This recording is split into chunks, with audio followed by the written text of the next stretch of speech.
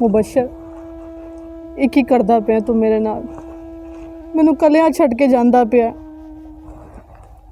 ਮੈਂ ਤੇਰੇ ਅੱਗੇ ਹੱਥ ਜੋੜਦੀ ਹਾਂ, ਇੰਜ ਕੱਲਿਆਂ ਕਰਕੇ ਨਾ ਜਾ ਮੈਨੂੰ। ਵੇਖ, ਸ਼ਾਦੀ ਕੋਈ ਗੁੱਡੇ ਗੁੱਡੀ ਦਾ ਖੇਡ ਤੇ ਨਹੀਂ ਨਾ, ਉਮਰ ਭਰ ਦਾ ਸਾਥ ਹੁੰਦਾ ਹੈ, ਇੱਕ ਮਜ਼ਬੂਤ ਰਿਸ਼ਤਾ ਹੁੰਦਾ ਹੈ ਤੇ ਅੱਲਾ ਦਾ ਬਣਾਇਆ ਹੋਇਆ। ਇਹਨੂੰ ਤੂੰ ਕਿਵੇਂ ਤੋੜ ਸਕਦਾ? ਕਿਉਂ ਉਸ ਸੱਚੇ ਖੁਦਾ ਨੂੰ ਨਾਰਾਜ਼ ਕਰਦਾ ਪਿਆ? ਵੇਖ, ਮੈਂ ਤੇਰੇ ਕੋਲੋਂ ਨਾ ਰਹਿਮ ਦੀ ਭੀਖ ਮੰਗਦੀ ਹਾਂ, ਮੈਥੇ ਰਹਿਮ ਕਰ। ਇਹ ਭੀਖ ਮੇਰੀ ਝੋਲੀ 'ਚ ਪਾ ਛੱਡ।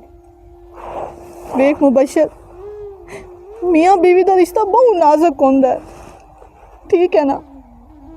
ਇਹ ਕੱਚੀ ਡੋਰ ਦਾ ਹੁੰਦਾ ਹੈ, ਇਹ ਅਗਰ ਟੁੱਟ ਜਾਵੇ ਨਾ ਤੇ ਜੁੜਦਾ ਨਹੀਂ, ਤੇ ਨਾ ਕਿਸੇ ਜੋੜਨਾ ਹੈ, ਕੋਈ ਵੀ ਨਾ ਜੋੜ ਸੀ। ਅਗਰ ਇਹਨੂੰ ਕੋਈ ਜੋੜ ਸਕਦਾ ਹੈ ਨਾ ਤਾਂ ਮੁਬਸ਼ਰ ਉਹ ਤੂੰ ਹੈ।